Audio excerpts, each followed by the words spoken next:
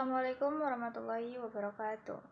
Halo semua, perkenalkan nama saya Rasna Pratiwi dari kelas akuntansi 23A dengan NPM 2341208. Di sini saya akan menjelaskan mengenai analisis laporan keuangan. Pertama ada konsep dasar akuntansi dan analisis laporan keuangan. Yang pertama, definisi analisis laporan keuangan. Proses evaluasi informasi keuangan yang disajikan dalam laporan keuangan suatu perusahaan untuk menilai kinerja, posisi keuangan, dan likuiditasnya.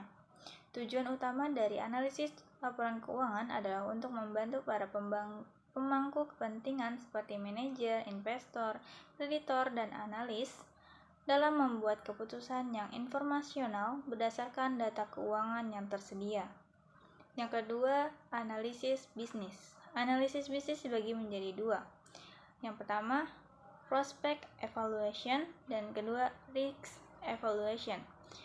Dan pada kedua bagian tersebut ada namanya business decision maker. Di antaranya investor, kreditor, manajer, dan lain-lain. Ada financial statement analysis framework.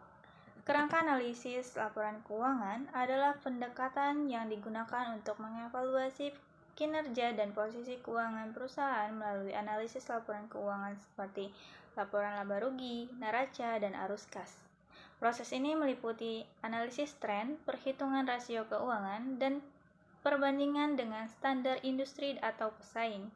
Tujuan utama kerangka ini adalah memberikan gambaran yang jelas mengenai kesehatan keuangan perusahaan sehingga mendukung pengambilan keputusan yang lebih baik.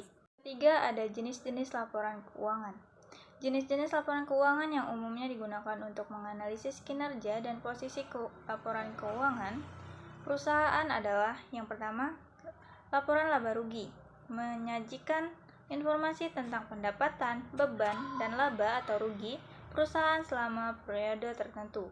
Tujuan utamanya adalah untuk menunjukkan kemampuan perusahaan dalam menghasilkan laba. Yang kedua, neraca. Neraca menyajikan posisi keuangan perusahaan pada titik waktu tertentu dengan rincian tentang aset, kewajiban, atau ekuitas pemilik. Neraca mencerminkan keseimbangan antara apa yang dimiliki dan apa yang terhutang oleh perusahaan. Yang ketiga, laporan arus kas. Laporan arus kas menyajikan informasi mengenai aliran kas perusahaan termasuk kas yang diterima dan dikeluarkan dari aktivitas operasional, investasi, dan pendanaan selama periode tertentu. Yang keempat, laporan perubahan ekuitas. Laporan perubahan ekuitas menyajikan perubahan dalam ekuitas pemilik selama periode tertentu termasuk laba atau rugi yang dihasilkan dan distribusi atau penambahan modal. Yang kelima ada pencatatan atas laporan keuangan. Pencatatan atas laporan keuangan menyediakan informasi tambahan yang menjelaskan rincian dari angka-angka yang terdapat dalam laporan keuangan seperti kebijakan akuntansi, komitmen, dan kewajiban kontingensi.